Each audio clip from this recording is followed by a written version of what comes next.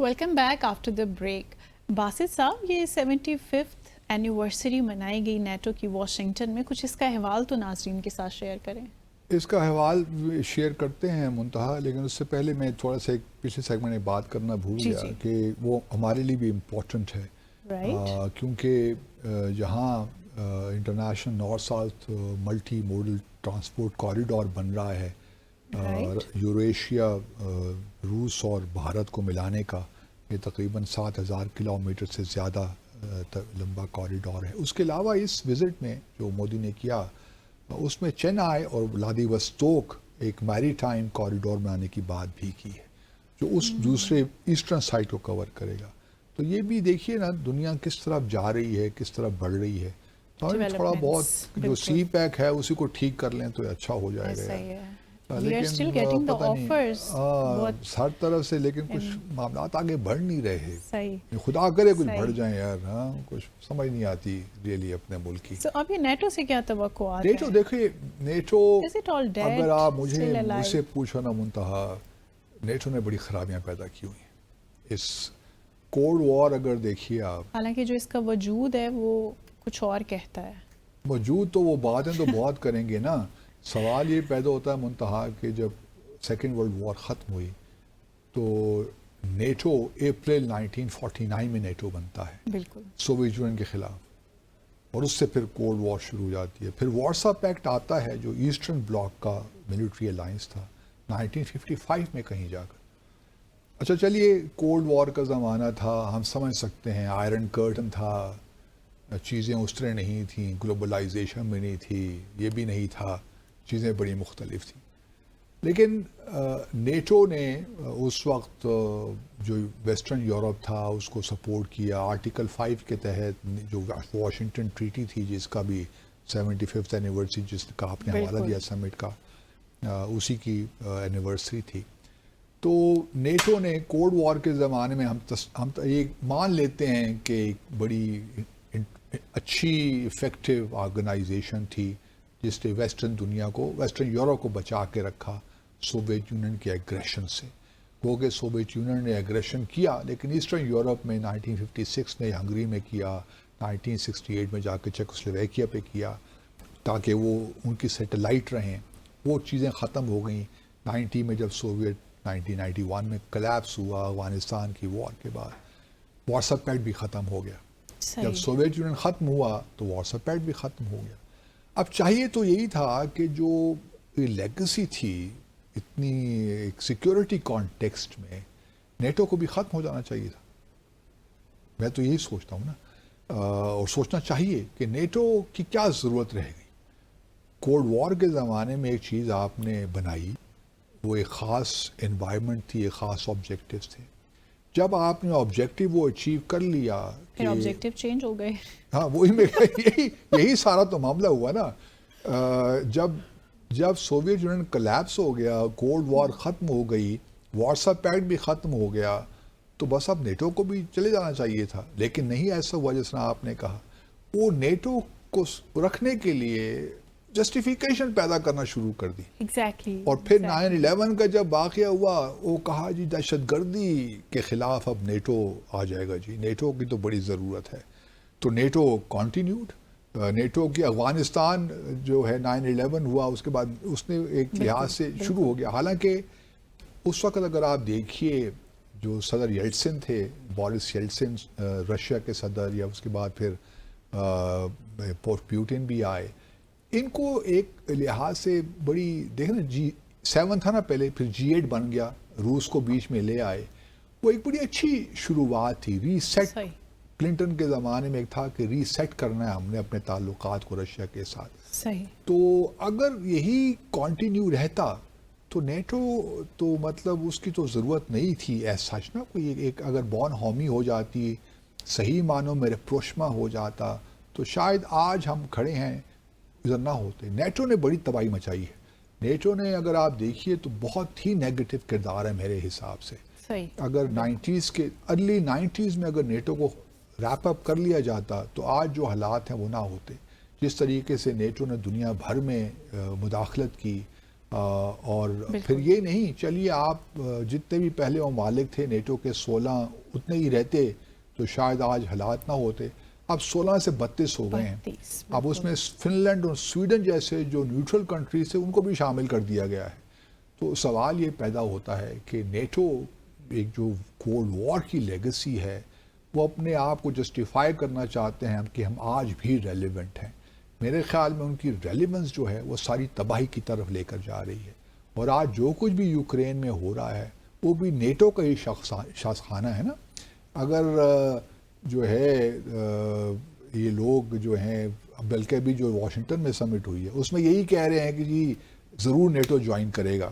مطلب آپ مزید جو ہے مسائل کو الجھا رہے ہیں. آپ یہ کریں کہ بھئی نیٹو جو ہے اس کو رادر دین کہ آپ اس کو وائنڈ اپ کریں ختم کریں لیکن وہ اس کو ریلیونٹ رکھنے کے لیے کیا کیا تماشے کر رہے ہیں ہمارے ساتھ. اب یوکرین کا دیکھیے نا یوکرین میں اور پیسہ دے رہے ہیں.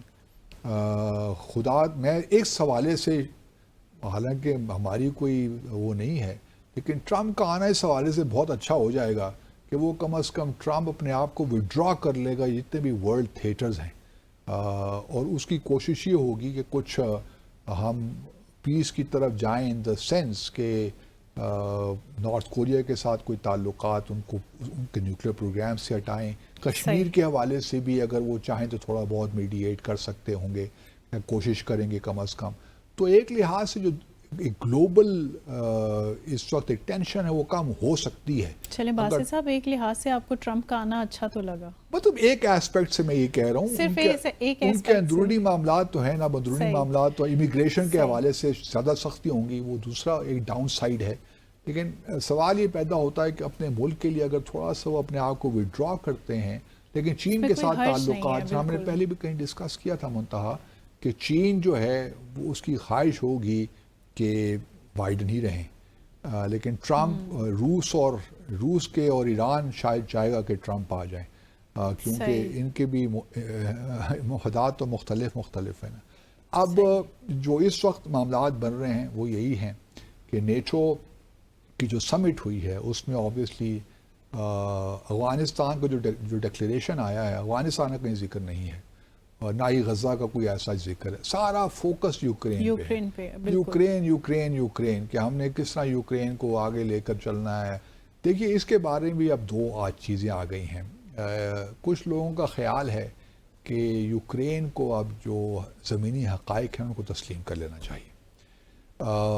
ناروے کچھ لوگ مثال دیتے ہیں ناروے اور ایسٹ جرمنی کی جو کولڈ وار کہ ناروے نے جی 1955 میں نیٹو جوائن کیا تھا اور اس میں انہوں نے کہا تھا کہ ہم نہ کوئی ڈپلائمنٹ ہونے دیں گے نیٹو کی اپنے فورسز کی نہ یہاں پہ کوئی نیوکلیر ویپنز آئیں گے لیکن اگر ہمیں کوئی خطرہ ہوا تو then we can give them permission.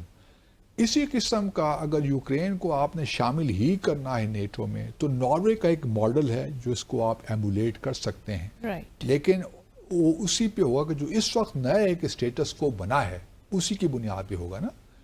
اس کے علاوہ تو اور کوئی راستہ نہیں. اگر آپ یہ توقع رکھ رہی ہیں کہ روس جو ہے وہ سارے علاقے خالی کر دے گا کرائمیا خالی کر دے گا تو وہ تو ناممکن ہے اس وقت.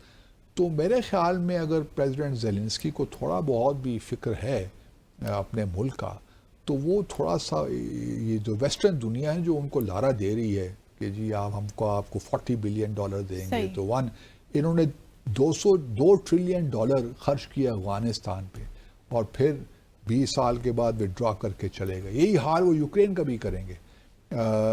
رشیا کا دیکھیے رشیا کے بھی تحفظات تو تھے شروع سے تھے اور انہوں نے اپنے تحفظات کو چھپا کے نہیں رکھا ہوا تھا. وہ پہلے دن سے یہی کہہ رہے تھے کہ جی ہمارا یہ جو کوٹ آن کوٹ اسفیئر آف انفلوئنس ہے یا اس کو آپ اسفیئر آف انفلوئنس نہ بھی کہیں لیکن یہ ہمارے لیے بہت امپورٹنٹ ہے خاص طور پہ بیلاروس یوکرین یہ جو بالکل ہمارے جن کو ہم روس کا حصہ ہی سمجھتے ہیں تقریباً. تو ان کو اگر آپ نیٹو میں شامل کریں گے یہاں پہ نیٹو فورسز آ جائیں گی یہاں پہ ڈپلائمنٹ ہوگی تو پھر ہماری سیکیورٹی خدشات تو ہیں نا. تو اس وجہ سے سوال یہی پیدا ہوتا ہے کہ آیا زیلنسکی صاحب کچھ اپنے ملک کے بارے میں بھی سوچیں. اس طرح تو کام نہیں چلے گا. اس طرح تو یوکرین اور تباہ و برباد ہو جائے گا. ابھی دیکھیے انہوں نے اسی سمٹ میں یہ فیصلہ بھی کیا ہے کہ جی، بلکہ پچھلی سمٹ میں جو ہوئی تھی اٹلی میں، اس میں بھی یہ فیصلہ کیا تھا کہ جو $300 بلین رشیا کے پڑے ہوئے ہیں ویسٹرن دنیا میں، ان کو تو انہوں نے فریز کر دیا نا، اسی میں سے پیسہ نکال کر وہ یوکرین کو دے رہے ہیں کہ آپ اپنے ریکنسٹرکشن میں خرچ کیجیے اور دوسری چیزوں کے اوپر. سوال یہ پیدا ہوتا ہے کہ آپ مزید جو ہے اس مسئلے کو الجھا رہے ہیں، تھریٹس پیدا کرنے الجھا رہے ہیں نا، اس مسئلے کو الجھا رہے ہیں. اگر یہ کیونکہ نیٹو نے جسٹیفائی کرنا ہے اپنی ایگزسٹنس کو، دوسری طرف ملٹری انڈسٹریل کمپلیکس ہے جو کہ چاہتا ہے کہ مزید ہتھیار وہ سپلائی کرے دنیا بھر میں، اور یوکرین میں تو ان کو موقع ملا ہے. اور اب جو ہے ٹرمپ کے آنے سے ایک انٹرسٹنگ سچویشن ہو جائے گی، کیونکہ ٹرمپ، کچھ لوگوں کا خیال ہے کہ وہ شاید نیٹو سے وڈرائی کر جائیں کہ یہ فضول سی بات کرنا، اسی کوئی ریلیونس جو میں بات کر رہا ہوں کہ کولڈ وار کی لیگیسی ہے، اس قصے سے جان چھڑائیے. یہ بھی ہو سکتا ہے، پھر یہ بھی ہو سکتا ہے کہ وہ جو خرچ کرتے ہیں وہ نہ دیں، وہ اپنی فنڈنگ بند کر دیں نیٹو کے لیے، اور کہیں کہ جی آپ یہ یورپ کا معاملہ ہے، ہمیں تو کوئی خطرہ نہیں ہے، نہ روس سے خطرہ ہے نہ چین سے خطرہ ہے، تو آپ نے جو کچھ کرنا ہے آپ کیجیے. یورپ اتنا بڑا سٹیپ اٹھائے گا؟ یورپ تو پریشانی ہے نا اس وقت، اس لیے تو بائیڈن کو کہہ رہے ہیں کہ جی آپ خدا کو مانیے، اسٹیپ اسائڈ کیجئے، کسی اور کو موقع دیجئے، کیونکہ آپ کے ہوتے ہوئے تو شاید ٹرمپ جیت ہی جائے. تو ابھی وقت ہے، کیونکہ کنونشن جو ہے ڈیموکریٹک کنونشن وہ شاید سپٹمبر میں ہوگا، ریپبلکن کنونشن شاید 4-5 دن کے بعد ہو رہا ہے، تو اس میں تو ٹرمپ وڈ بی نامینیٹڈ. ٹھیک ہے، لیکن ڈیموکریٹک جو ہے کنونشن اس میں بھی کافی ٹائم ہے. تو آپ دیکھو نا، نینسی پیلوسی جیسی جو کہ بڑی سپورٹر تھیں بائیڈن کی، انہوں نے بھی کہنا شروع کر دیا ہے دبے الفاظ میں کہ بس جانے دو نا جی، اونکی کر دیو. مطلب انہوں نے کہنا شروع کر دیا ہے کہ یہ جو پریزیڈنٹ بائیڈن کا جو ڈیسیشن ہے کہ ہی وڈ کنٹینیو، یہ آخری فیصلہ نہیں ہے، جس کا مطلب ہے ان کو بھی کچھ انڈیکیشن ہے کہ شاید یہ اسٹیپ اسائڈ کر لیں. اس کے بعد کون کینڈیڈیٹ ہوگا، یہ ایک اہم سوال ہے. کیا کیملا ہیرس جو ہیں وی پی اس وقت، کیا وہ ہوں گی؟ کچھ لوگوں کا خیال ہے کہ وہی ہونی چاہیے. اگر وہ ہوئیں تو پھر شاید معاملہ ٹف ہو جائے. لیکن زیادہ تر جو تجزیہ کار ہیں ان کا خیال یہی ہے، جو ویسٹرن کمنٹیٹرز اور خاص طور پہ یو ایس کمنٹیٹرز ہیں، ان کا خیال یہی ہے کہ Trump is going to win this election. Basit صاحب جی، یہ چہرے بدل جانے سے پالیسیز پہ کتنے اثرات مرتب ہوتے ہیں؟ پالیسیز میں چینج آتا ہے؟ منتہا آتا ہے، اور ہم نے پریزیڈنٹ ٹرمپ کے زمانے میں دیکھا بھی ہے نا. دیکھیے انہوں نے ایران کی نیوکلیر ڈیل سے وڈرا کیا 2018 میں. اسی طرح انہوں نے نارتھ کوریا کے 2 سمٹ کر لیں کم جانگ ان سے، یہ پہلے کبھی نہیں ہوا. کوئی امریکی صدر اس طرح گیا نہیں، ادھر چلے گئے. پھر کلائمیٹ چینج کا جو پیرس ایگریمنٹ تھا اسے وڈرا کر لیا. تو پریزیڈنٹ ٹرمپ تو بڑے زبردست ایک لحاظ سے آدمی ہے نا، کہ پوری جو ہے ایک بائی پارٹیزن جو ایک ہوتی ہے فارن پالیسی کے معاملے میں، انہوں نے بالکل اس سے ایک دوسرا راستہ اختیار کر دیا. تو پریزیڈنٹ ٹرمپ سے آپ کچھ بھی توقع رکھ سکتے ہیں. پھر چین، ہاں، اور پھر چین کے ساتھ جو انہوں نے اپنے تعلقات، ٹیرفز کی بات کی، بہت سے ٹیرفز لگائے، چین کے ساتھ تعلقات بڑے مشکل انہوں نے بنا دیے تھے. لیکن at the end of the day ہی prevailed in so many Maybe he's a nationalist, that's the reason. Maverick politician کا یہ ہوتا ہے نا، ایک پاپولسٹ پولیٹیشین کا، کہ وہ اس قسم کے ڈیسیجن لیتا ہے کہ جو لگے دنیا کو کہ یہ پرو یو ایس ہے اور یو ایس کے انٹرسٹ میں ہے. لیکن امریکیوں کو بھی سوچنا چاہیے کہ دنیا اب شرنک ہو گئی ہے. آپ لوگوں نے ہی گلوبلائزیشن کا معاملہ کیا تھا، یہ ٹیکنالوجی آپ لوگوں نے ہی دی ہے اس دنیا کو، سچی دیکھا جائے نا. تو اب دنیا کو آپ یہ نہیں کہہ سکتے کہ دنیا اب 1970 میں چلی جائے، 1980s کی چلی جائے. بس اب آپ پاسٹ کی تو بات کر رہے ہیں، 1 منٹ میں اگر ہم یہ سوچیں کہ رشیا اور U S A friendly states بن چکی ہیں، کوشش تو کی تھی نا، فرینڈز بن گئے ہیں، فرینڈز بن سکتے ہیں، بن سکتے ہیں. اگر بن گئے تو ایسے اب تو دنیا کیا چینج جو ہے وہ ایکسپیرینس کرنے وہ چائنا کے خلاف. دیکھیں نا، بائیڈن جب شروع میں آئے تھے تو انہوں نے جنیوا میں صدر اور پوٹن کے ساتھ ملاقات کی تھی. یہ 2021 کی شاید میں بات کر رہا ہوں، بڑے ارلی ڈیز میں انہوں نے ملاقات. ان کا خیال یہ تھا کہ روس کو ذرا چین سے دور کرتے ہیں. لیکن اب معاملات بہت بگڑ گئے ہیں، اب وہ ٹرسٹ ہی نہیں رہا. اب تو دیکھیں نا اب تو جو انڈیا اور روس کا ہوا ہے، اب اس میں یہ دیکھ رہے ہیں کس طرح اپنی نیشنل کرنسیز میں ہم ٹریڈ کریں، ڈالر کو بیچ میں سے نکال ہی دیں ہم. صحیح، مطلب یہ جو ڈفرینسز ہیں ان کو اب یہ پرووک بڑا ہی کیا مشکل جا ہو رہا ہے. گیا، یہ بہت مشکل ہو گیا ہے. اب روس کو مین اسٹریم انلیس کہ پریزیڈنٹ پوٹن اللہ کو پیارے ہو جائیں، وہ اس سے ہٹ جائیں سین سے، وہ الگ بات ہے، اس سے چیزیں ٹھیک ہو سکتی ہیں. لیکن جب تک پریزیڈنٹ پوٹن ہیں، میرا نہیں خیال کہ امریکہ کے ساتھ ایسا میریکل، میرا نہیں خیال. ٹرمپ اگر آ جائیں گے تو شاید چیزیں کچھ بہتر ہو جائیں گی.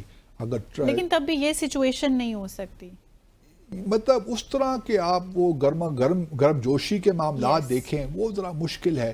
ٹرمپ میں withdraw its support from Ukraine, لیکن چونکہ چین کے ساتھ پرابلم زیادہ ہو جائیں، تائیوان کا اگر ایشو ہو جائے تو روس کبھی چین کو نہیں چھوڑے گا. روس اب چین کے پیچھے لگ گیا بالکل. صحیح. سو ایکچولی بہت مشکل صورتحال ہے. صحیح. ناظرین یہاں لیں گے مختصر وقفہ. Stay with us.